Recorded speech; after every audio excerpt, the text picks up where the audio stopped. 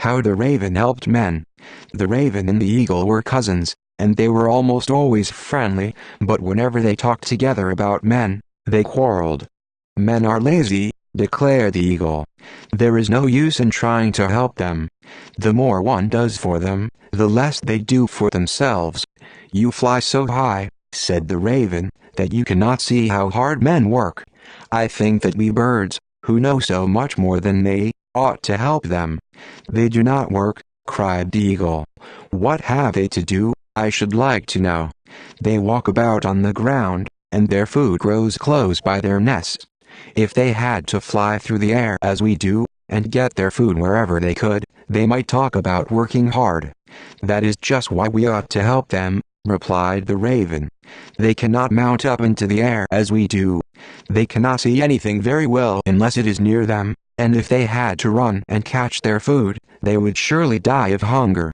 They are poor, weak creatures, and there is not a hummingbird that does not know many things that they never heard of. You are a poor, weak bird, if you think you can teach men. When they feel hunger, they will eat, and they do not know how to do anything else. Just look at them. They ought to be going to sleep, and they do not know enough to do even that. How can they know that it is night, when they have no sun and no moon to tell them when it is day and when it is night? They would not go to sleep even if they had 2 moons, said the eagle, and you are no true cousin of mine if you do not let them alone. So the 2 birds quarreled. Almost every time they met, they quarreled about men, and at last, whenever the eagle began to mount into the air, the raven went near the earth. Now the eagle had a pretty daughter. She and the raven were good friends, and they never quarreled about men. One day the pretty daughter said, "Cousin Raven, are you too weak to fly as high as you used to do?" "I never was less weak," declared the raven. "Almost every day you keep on the ground. Can you not mount into the air?" "Of course I can," answered the raven. "There are some strange things in my father's lodge," said the pretty daughter, "and I do not know what they are. They are not good to eat, and I do not see what else they are good for." "Will you come and see them?"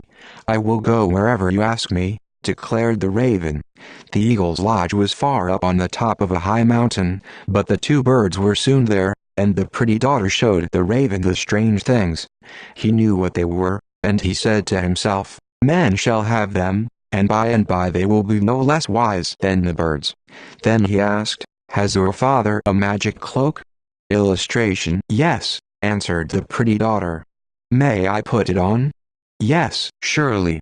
When the raven had once put on the magic cloak, he seized the strange things and put them under it.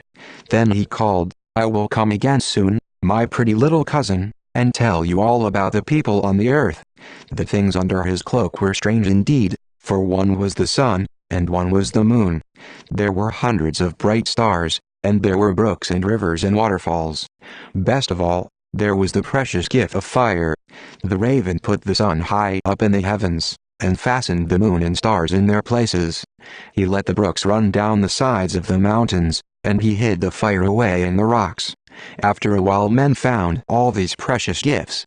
They knew when it was night and when it was day, and they learned how to use fire.